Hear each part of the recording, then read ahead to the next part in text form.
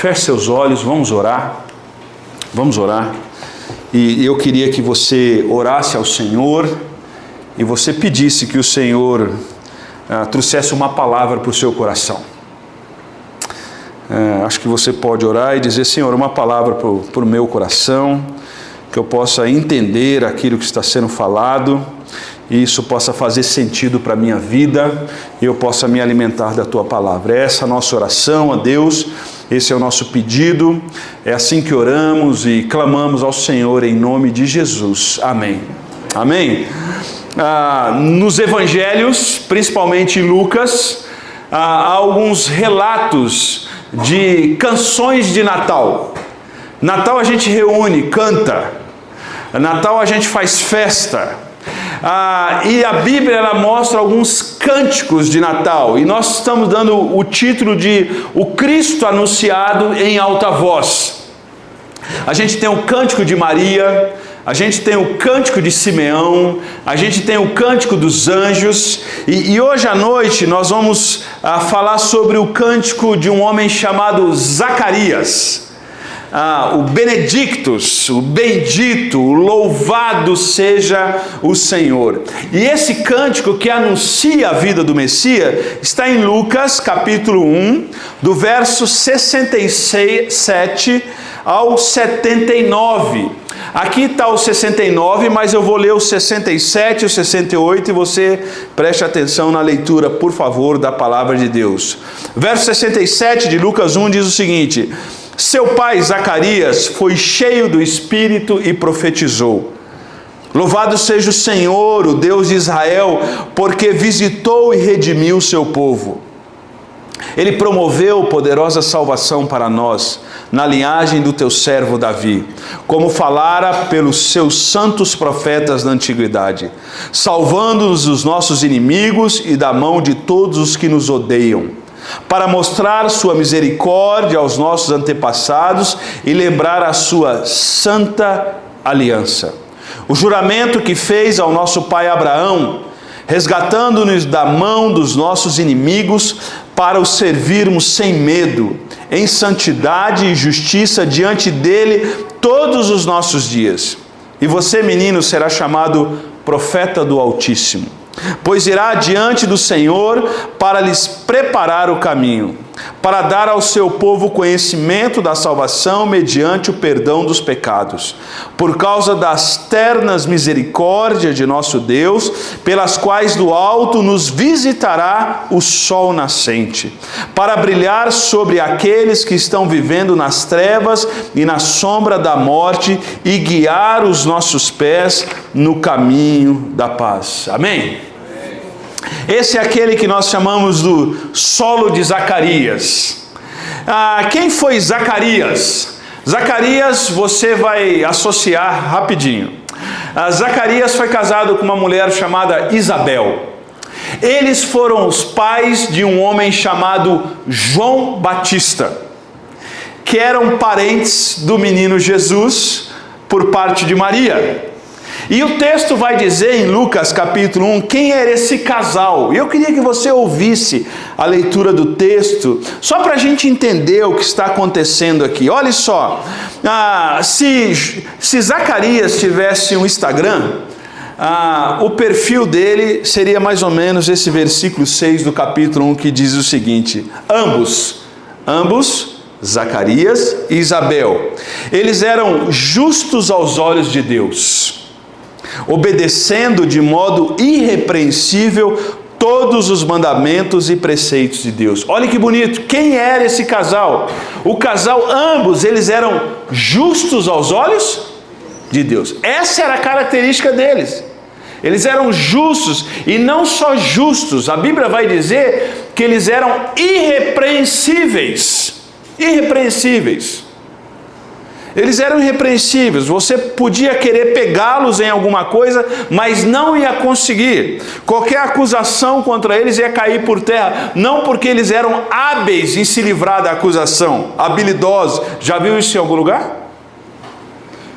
Já viu no nosso país em algum lugar? Gente que há 20 anos é acusada da mesma coisa e não é pego? As nossas autoridades? Era o contrário desses dois aqui. Eles não tinham por onde pegar eles. E a Bíblia diz que eles eram irrepreensíveis.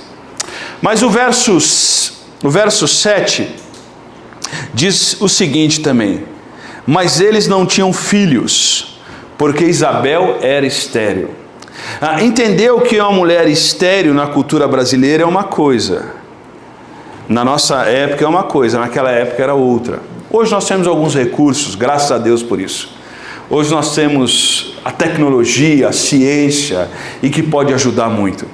Mas naquela época uma mulher estéril era uma mulher, abre aspas, naquela cultura, amaldiçoada. Ela era vista como alguém amaldiçoada. Mas é interessante que Isabel e Zacarias, eles trabalham no templo, eles são de famílias de sacerdote. O texto vai dizer que, por exemplo, Isabel tem descendência de Arão. Eles trabalhavam no templo. E é interessante isso porque, mesmo sendo justos e irrepreensíveis, parece que eles tinham alguns problemas. Às vezes nessa nossa cultura evangélica que nós temos por aí, nós achamos que o fato da gente crer em Jesus como Salvador, estar numa igreja, frequentar uma igreja, isso nos isenta de problemas. Mas isso não nos isenta de problemas. O próprio Senhor Jesus disse assim: no mundo vocês terão tribulação. O crente também fica desempregado. O crente também tem problema de saúde. O crente também precisa fazer terapia. Desculpe, choquei? O crente precisa disso também. O crente, ele bate carro também. Misericórdia. O crente tem problema com a segurança pública do seu país também. Nós estamos aqui, nós temos essas dificuldades. O fato de nós servirmos ao Senhor não nos coloca numa bolha. Mas o que faz toda a diferença é a forma como nós enfrentamos as dificuldades do mundo caído. Porque o texto vai continuar e vai dizer o seguinte, que certo dia Zacarias estava servindo ao Senhor e um anjo apareceu para ele. O texto vai dizer até o nome desse anjo, o anjo Gabriel, e ele vai dizer que a mulher dele vai ter um filho, e ele olha para o anjo e diz o seguinte: como que ela pode ter um filho se a gente já está em idade avançada e ela é estéril? Gabriel diz que ele vai ter um filho, lá no versículo 19. E como punição pela incredulidade de Zacarias, minhas irmãs, olha o que acontece. Talvez você está atrás dessa bênção e ainda não aconteceu na sua casa, mas pode acontecer. Como punição de Deus ao marido de Isabel, Zacarias fica mudo durante 9 meses. Ele fica mudo, Deus tira a voz dele, o texto vai dizer. Senhor, passa esse anjo lá em casa, talvez você está pensando. Ele fica mudo. E ele vai voltar a falar no dia que seu filho nasce. E aí a sua esposa fica grávida. E vocês lembram daquela história quando a Isabel vai visitar Maria e João Batista no ventre de Isabel se mexe quando chega perto de Maria e se aproxima do ventre de Maria. Há uma certa comunicação entre os fetos ali, e João Batista naquele momento, o texto já vai dizer que ele já era um bebê cheio do Espírito Santo. Essa história acontece. E no 8º dia, depois que João nasce, eles vão para o templo para apresentar o menino no templo, como manda a tradição. E naquele dia houve uma discussão entre a família. E qual era a discussão entre a família? Qual nome nós vamos colocar nesse menino? E existia um grupo da família que fez um grupo no WhatsApp e colocou votação. E alguns disseram assim: quem quiser Zacarias, clica aqui. E aí, sabe o que fizeram? Isabel não deixou colocar Zacarias. E aí deram uma plaquinha, para ter nesse momento, Zacarias estava mudo, e deram uma plaquinha para Zacarias e diz: qual nome você quer colocar nesse menino? E ele escreve João. João significa agraciado por Deus, aquele que foi dado pela graça de Deus, pela bondade de... Tem algum João aqui? Sim. Agraciado por Deus, dado pela bondade. Ele vai se achar? Mas ele já está mudo há 9 meses. Agraciado por Deus, isso significa João. E aí esse menino nasce, e agora, sabe qual é a reação de Zacarias? E essa é a reação de Zacarias, e eu quero apresentar 3 razões pelas quais eu e você podemos louvar a Deus, porque mesmo no meio da dificuldade, Deus é gracioso conosco. E a gente pode cantar. E olha só o verso 68, a primeira razão de adorar a Deus nesse texto é que o Senhor é louvado pela sua aliança eterna. Diga comigo: louvado seja o Senhor, o Deus de Israel. E por quê? Louvado, bendito seja o Senhor, o Deus de Israel, porque visitou e redimiu o seu povo. O que ele está dizendo? Zacarias está dizendo: glórias a Deus. Perceba que depois dessa experiência que ele teve com Deus, o que brota dos lábios de Zacarias é falar bem, é louvor, é gratidão. E aqui tem uma característica que eu e você precisamos parar um pouquinho para pensar. Uma das características daquele que Deus o visita, porque deixa eu fazer uma diferença aqui com vocês. Quando eu falo visitar, é quando a gente teve um encontro com Deus que gerou salvação na nossa vida. Estão entendendo? Essa é uma visitação que promoveu na minha vida e na sua vida redenção. Mas há alguns momentos que nós vivemos na nossa vida que a gente sente a presença de Deus de tal maneira que há uma visitação especial de Deus. Me entende? Dá para entender? Há uma visitação diferente de Deus sobre nós. Há uma visitação aqui que eu estou dizendo, que é um encontro, que aquele dia que nós encontramos com o Senhor, a gente fala assim: pode cantar no meu velório. Por quê? O meu velório não é condenação eterna. Já viu que às vezes a gente fica assustado assim, né? Que canta, velório de quem? A gente canta. Por quê? Fica alegre, de vez em quando a gente tem que controlar alguns crentes que estão muito felizes no velório. De vez em quando tem que controlar algumas pessoas. Uma vez eu cheguei no velório, estava uma animação total, os caras contando piada. Eu falei: pelo amor de Deus, para com isso. Alguém chora, pelo amor de Deus. É falta de respeito. Não é isso que eu estou dizendo. Por que a gente canta? Porque a gente tem esperança. Estão me entendendo? A gente tem esperança. Aquilo não é o fim para a gente. Aquilo é um corpo, aquilo não é o fim. Nossa esperança está em Jesus, não tem esse desespero de condenação. Então, essa é uma visitação que Deus nos deu, que deu esperança eterna. Agora, existem alguns momentos na nossa vida que Deus nos visita de maneira especial, que a gente está passando por uma dificuldade, a gente clama ao Senhor, o Senhor vem ao nosso encontro, nos enche com o seu Espírito, e a gente sente esperança no momento de desesperança. É isso que eu estou dizendo.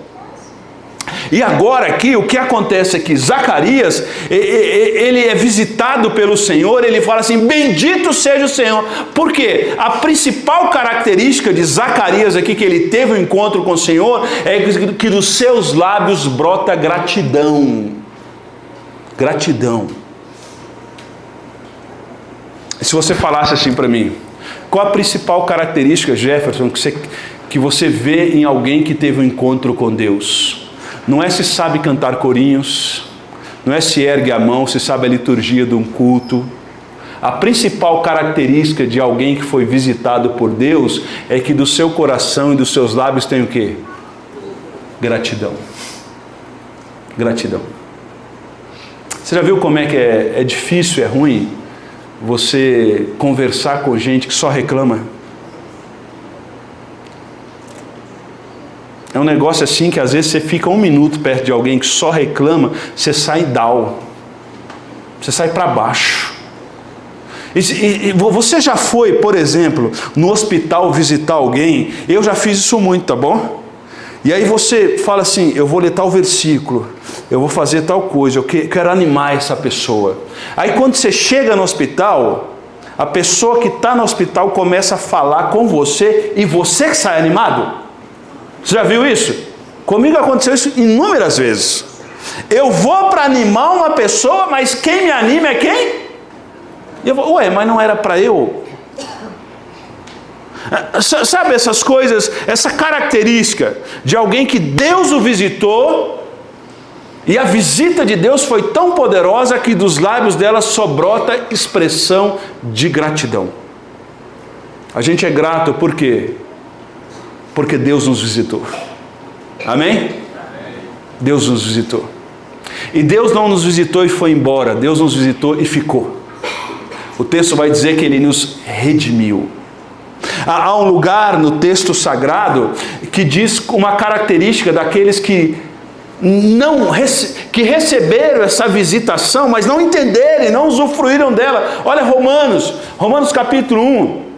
Se puder colocar lá mais para frente, Romanos capítulo 1, versículo 21 vai dizer: porque tendo conhecido a Deus, não o glorificaram como Deus, nem lhe renderam. Deus se revelou a eles, Deus deu oportunidade a eles, mas o que eles fizeram?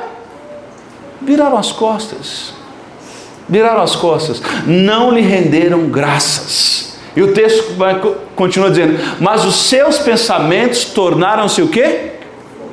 Fúteis. É gente que é fútil, vive na futilidade dos seus pensamentos, e o coração insensato e deles estão obscurecidos. Uma das características daquele que foi visitado por Deus é que dos seus lábios constantemente brota gratidão a Deus. Gratidão. Eu queria só levantar uma bola aqui, se você quiser chutar, você chuta. Esse final de ano, duas coisas nós precisamos tomar cuidado. E aqui eu faço uma crítica interna, e eu posso fazer a crítica interna porque desde quando eu me conheço por gente, eu estou dentro de igreja. Nós temos dois problemas dentro da igreja que eu acho que nós precisamos lidar e conversar sobre eles. O primeiro deles, o primeiro grande problema que nós temos nesse final de ano se chama consumismo. A gente compra o que não precisa com o dinheiro que não tem para impressionar quem a gente não conhece. Consumismo. A gente acha que se a gente comprar, se a gente ter, a gente vai estar satisfeito. Então a gente fica de loja em loja, de moda em moda, de cartão a cartão, sempre achando um sentido para a nossa existência a partir daquilo. E pior, a gente leva isso para dentro da igreja. A gente consome culto, a gente consome material, a gente consome um monte de coisa. Mas a gente continua vazio porque a gente não tem um encontro real com o Senhor. Consumismo. O segundo grande problema que a gente precisa conversar com ele de maneira equilibrada se chama idolatria política. Paira sobre a igreja evangélica brasileira uma idolatria política. Nós temos novos Césares por aí. E nós precisamos entender a quem o nosso coração vai se inclinar. O nosso coração precisa se inclinar a Jesus que nos visitou. Amém? A Jesus que nos visitou. A Jesus que nos visitou. É Jesus. Se combina com Jesus, eu vou nisso. Se não combina com Jesus, eu não vou me curvar a isso. A Jesus de Nazaré. Bendito seja o Senhor, Zacarias está dizendo, porque Ele nos visitou. Essa expressão visitar, ela aparece em Mateus capítulo 25, verso 42 a 43, a única outro lugar que aparece essa expressão visitar, ir para ver, conhecer, ajudar pessoalmente o visitado. E o texto vai dizer em Mateus 25, 42 a 43, diz assim: pois eu tive fome e vocês não me deram de comer, tive sede e nada me deram para beber, fui estrangeiro e vocês não me acolheram, necessitei de roupas e vocês não me vestiram, estive enfermo e vocês não me visitaram. Quando o texto diz que Jesus nos visitou, ele está fazendo uma referência às alianças que o Senhor fez nesse texto. E nesse texto ele vai citar duas alianças, davídica e abraâmica. Da aliança davídica ele diz assim: da descendência de Davi virá o Messias. E o Messias veio da descendência de quem? Ele cumpriu o que ele falou. O que ele prometeu, ele cumpre. Amém? Eu queria que você fizesse um exercício, que você lembrasse algumas das promessas de Deus, e eu vou lembrar para vocês algumas das promessas. Uma das promessas de Deus é o seguinte: o Senhor diz: o Senhor vai dizer para nós, muito claro, no Salmo 23, Ele vai dizer o seguinte: bondade e misericórdia me seguirão? Me seguirão? Todos os dias. Sabe o que é isso? A promessa a partir dessas alianças? Que o Senhor nunca vai nos abandonar. Amém? O Senhor nunca vai nos abandonar. Nunca vai nos abandonar. Nunca. O Senhor não nos abandona. Deixa eu te contar uma história que eu ouvi essa semana. Uma norte-americana, ela aplicou para fazer o seu doutorado em Harvard. E quando ela aplicou a sua documentação para fazer, isso aconteceu, isso é reportagem, ela foi reprovada. E ela foi reprovada porque no seu teste que ela fez, em um dos textos que ela fez, ela foi contra uma cultura estabelecida na universidade. E ela estabeleceu princípios bíblicos e ela narrou o que ela tinha para fazer. E a partir daquela percepção, a universidade reprovou o seu mestrado. Aquela informação correu na universidade e subiram aquela informação para o setor jurídico. O setor jurídico subiu para outro setor e foi para a corte americana, aquela conversa. Eu vou resumir a história para você. A corte americana reconsiderou, olhou o documento dela, olhou o que ela fez e aprovou. E como uma maneira de indenizar essa moça, a Universidade de Harvard vai oferecer para ela um doutorado gratuito. Amém? Você está entendendo o que eu quero dizer? Eu não sei o que é isso, né? Porque eu não passei nem no EJA. Você também não sabe o que é o EJA. Deixa eu dizer para você. Quando a gente se posiciona e não tem medo do que as pessoas vão dizer da gente, porque quando a gente tem medo de falar e se posicionar com medo do que os outros vão dizer, isso indica na nossa vida uma idolatria. A gente quer ser mais aplaudido pelas pessoas do que ser aprovado por Deus. Essa moça colocou a cabeça dela na guilhotina e ela estava disposta a ser reprovada no DOC de Harvard a manter a sua fé. E Deus esteve com ela. Deus esteve com ela, Deus abençoou ela. Deus fez com que aquele documento chegasse às autoridades e ela fosse aprovada. E ela tivesse agora uma bolsa de estudo. Amém? Dá para entender isso? Não tenha medo de se posicionar. Não tenha medo de dizer em quem você tem crido. Porque esse que nós cremos, a Bíblia diz que Ele estará conosco todos os dias. Todos os dias. Todos os dias. E como um amigo meu disse, todos os dias quer dizer? Todos os dias. Em todos os momentos. Não tenha medo. Se eu me posicionar, o que meus amigos vão falar? Se posicione. Se posicione. Se posicione, porque o Senhor é contigo, o Senhor vai te dar autoridade, o Senhor vai te manter em pé. Se posicione, se posicione. Que Deus nos abençoe e derrame graça sobre nós, amém? A segunda coisa que nós podemos louvar ao Senhor, que esse texto vai dizer no Cântico de Zacarias, é que o Senhor deve ser louvado por haver quem anuncia o Evangelho. Olha o que fala o verso 76, 77, diz o seguinte: e você, menino, será chamado profeta do Altíssimo. Que menino é esse? João Batista. Pois irá diante do Senhor para lhe preparar o caminho. Olha que interessante, está dizendo, o Senhor deve ser louvado por haver quem anuncia o quê? O Evangelho. Talvez você possa dizer assim: mas eu creio que Deus vai convencer as pessoas. A Bíblia está dizendo assim, de como ouvirão se não há quem? A palavra precisa ser o quê? Pregada. A palavra precisa ser pregada. Anuncie o Evangelho. E aqui Zacarias está muito feliz e louvando a Deus, porque aquele menino que ele está apresentando no templo, o anjo disse para ele que ele ia pavimentar o caminho para o Messias. João Batista é conhecido na Bíblia como aquele que preparou o caminho para o menino Jesus. Lembra disso? Aquele que preparou o caminho para o menino Jesus. Ele é aquele que pavimentou o caminho. E agora esse é o profeta, e nós temos essa função também. Nós pavimentamos o caminho para que Jesus possa ser conhecido. Como ouvirão se não há quem? Pregue. Deixa eu ilustrar isso e possivelmente você nunca vai esquecer. E eu quero só que ilustre e você não me enche a paciência depois com essa ilustração, tá bom? Deixa eu te contar um negócio. Quando você sair aqui da igreja, você vai perceber que o piso da nossa igreja externa esfarela. Tem um monte de pedrinha. Não sei se você já reparou. Agora você vai começar a reparar. Sabe por que esse piso se decompõe?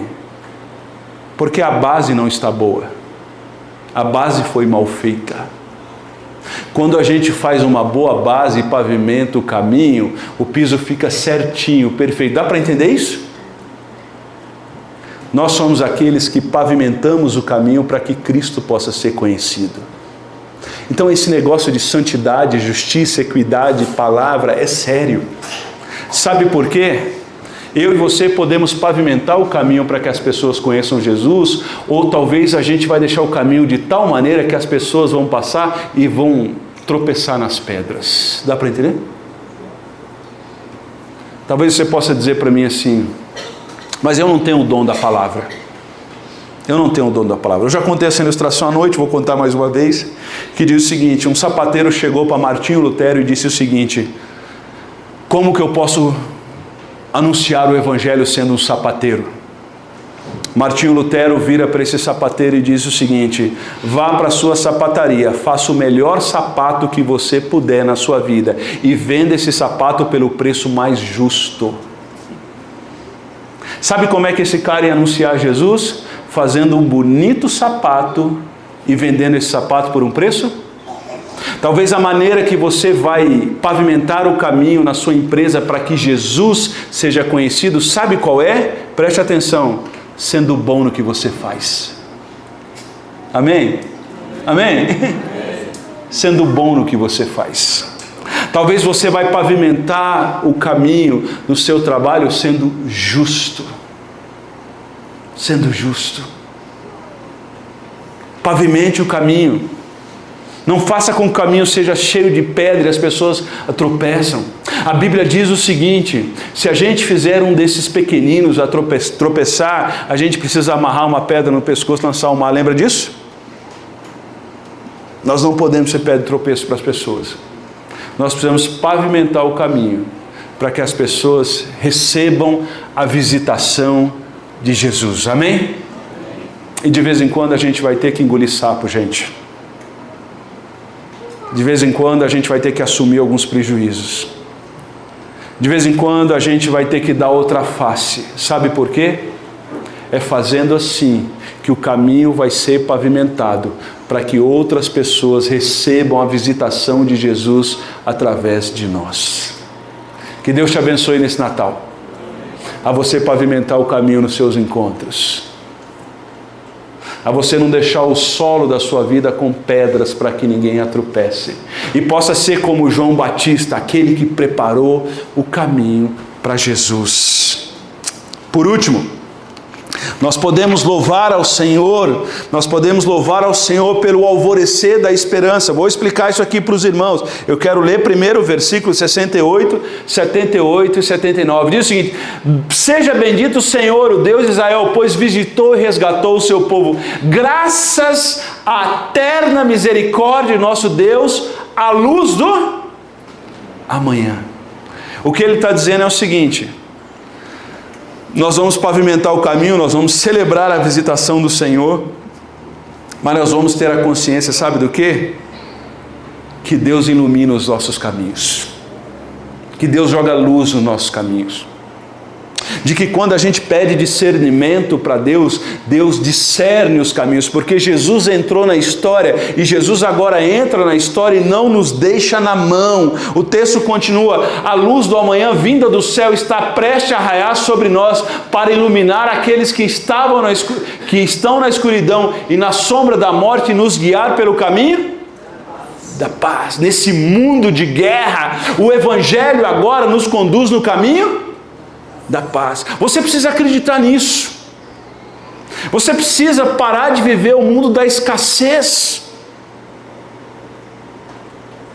No século passado, um pastor norte-americano, eu estudava em Atibaia, E esse pastor norte-americano chamado Russell Thomas Dean, ele me traz para Jacareí para a implantação de uma igreja. E o Thomas, ele conta uma história muito interessante. Ele diz que quando ele chegou no Brasil, ele foi fazer uma viagem com a família dele para o Nordeste. E eu me lembro que a esposa dele, ela tinha o costume, ela gostava muito de frango a passarinho. E aonde ela ia, ela levava uma tupperware de frango a passarinho. E a gente, meio esfomeado, sempre ficava perto dela para comer o frango a passarinho. E ele tinha alguns filhos, algumas filhas. E quando ele entra no avião, o avião decola para ir para Recife, o avião acabou de decolar, solte os cintos. E quando eles soltaram os cintos, as meninas já veio para a mãe abre a vasilha com os frangos. E eles, americanos, querendo fazer amizade com todo mundo no Brasil, né? Ela começa a oferecer o frango no avião. A aeromoça chega perto, toca nela, muito delicada, e diz: o avião vai servir comida. E ele diz: não, mas eu não vou comprar comida. Não, já está. Naquela época estava incluso na passagem. Hoje em dia, para você usar o banheiro, vai ter que pagar. Está incluso. Vocês não precisam fazer isso. A gente já vai servi-los já. Sabe assim, Jesus já pagou tudo por nós. Você não precisa mais levar nada dentro desse avião. Nesse avião já tem toda a comida, amém? A mesa do Senhor já está posta. Você precisa parar de viver essa síndrome da escassez, que sempre nos falta alguma coisa. Olhe para mim e preste atenção. Na nossa vida não falta nada. Nós temos Jesus. E quem tem Jesus tem tudo. O sol da manhã, o raiar, a estrela da manhã, agora vai iluminar o nosso caminho. E a gente já não vai andar na sombra, nas trevas, porque o Senhor ilumina o nosso caminho. Tiago vai dizer o seguinte: você está passando por dificuldade, deixa eu dizer uma coisa. Tiago vai dizer o seguinte: se você estiver passando por dificuldade, peça a Deus sabedoria. Sabedoria para quê? Para você passar pela dificuldade, porque Deus tem prazer de dar sabedoria para aqueles que o pedem. Lembra disso que Tiago disse? Você está passando por dificuldade? Não pode ter desespero. Dobre o seu joelho e peça sabedoria a Deus, que a Bíblia diz que Deus dá sabedoria para aqueles que estão passando por tribulação. Faça o que Deus manda fazer. Sabe o nosso problema? Nosso problema é que a gente fica argumentando: Deus, mas se o Senhor fizer isso, o Senhor vai se dar bem. A luz da manhã veio. E quando Deus fala, faz isso, faz porque vai dar certo, amém? Faz porque vai dar certo. Bem-aventurado, felizes são os pacificadores, lembra disso? Felizes são os que choram. Felizes são aqueles que entendem a sua miséria, são humildes e entendem a graça de Deus. Sabe como é que a gente aplica isso no mercado de trabalho? A gente se prepara muito bem para uma reunião. A gente se alimenta de informação, a gente ensaia, a gente se prepara, e aí Deus traz um cliente, a gente convence o cliente do nosso produto, o cliente compra o nosso produto. A gente tem duas opções: a gente sai falando assim, me preparei e sou bom mesmo, ou a gente dobra o joelho e fala, louvado seja Deus, porque o Senhor me capacitou para isso. A gente precisa escolher os caminhos que a gente vai trilhar. Se a gente tem dificuldade, a gente deve pedir a Deus.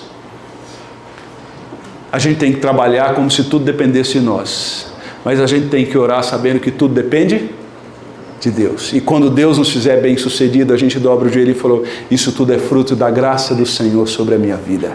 Deus ilumina os nossos caminhos e Deus vai cuidando de nós para a glória do Senhor. Então nessa noite eu queria te convidar a celebrar junto com Zacarias. Não duvide do que Deus pode fazer, amém? Não duvide do que Deus pode fazer. Sabe por quê? Quando Deus faz, a expressão que nós temos é bendito seja o nome do Senhor. E aí a gente celebra porque Deus nos visitou. E como fruto desse Deus nos visitou, a gente prepara o caminho para que outros possam ouvir do Evangelho de Jesus. E aqui eu queria que você fizesse um exercício, eu já encerro para isso. Lembre-se de pessoas pavimentou o caminho para que você encontrasse Jesus. Você consegue lembrar? Você consegue lembrar de igrejas que Deus usou para isso? Gente que Deus usou para pavimentar o caminho para que você tivesse um encontro com Jesus. E agora, não só tivemos um encontro com Jesus, Zacarias está dizendo que esse sol da justiça, essa estrela da manhã vem e ilumina o nosso caminho. Quando eu estou ansioso, eu tenho a quem buscar, amém? Quando eu estou com raiva, eu sinto raiva, você não sente? Não? Eu sinto raiva. E tem gente que eu gostaria que Deus promovesse as mansões celestiais. Eu sei que você é santo, sou só eu que sou pecador. Eu sei que você é a quarta pessoa da Trindade, eu não. Mas quando eu sinto raiva, eu posso dobrar o meu joelho e pedir para que Deus tire isso do meu coração, amém? Dá para entender? Quando eu tenho medo, Você tem medo? Você tem medo? Quando eu tenho medo, eu posso dobrar o meu joelho e pedir que Deus ilumine a minha vida.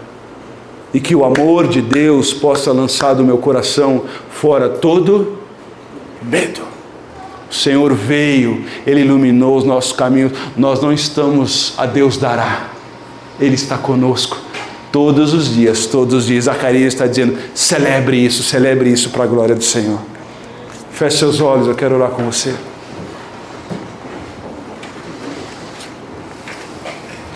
Você consegue, nesse exato momento, lembrar de algumas visitações do Senhor na sua vida? Da graça do Senhor na sua vida? Você podia agora em oração agradecer a Deus por pessoas que Deus usou para que você pudesse estar aqui hoje. Você pode citar o nome dessas pessoas em oração. Mas essa noite você pode expressar gratidão a Deus, sabe por quê? Em todos os momentos que você atravessou uma luta, o sol da manhã, a luz da justiça iluminou o seu caminho e você não atravessou isso sozinho. Talvez essa noite você está atravessando isso. Você está atravessando isso. E talvez hoje você tenha que pedir para Deus, Deus me dê sabedoria para lidar com isso. Me dê sabedoria para lidar com isso. O sol da justiça, a estrela da manhã, brilhou na nossa história de vida. E nós não estamos sozinhos, nós não estamos abandonados. E agora nós podemos pavimentar o caminho para que outros recebam a bênção que um dia nós recebemos. Em nome de Jesus. Amém.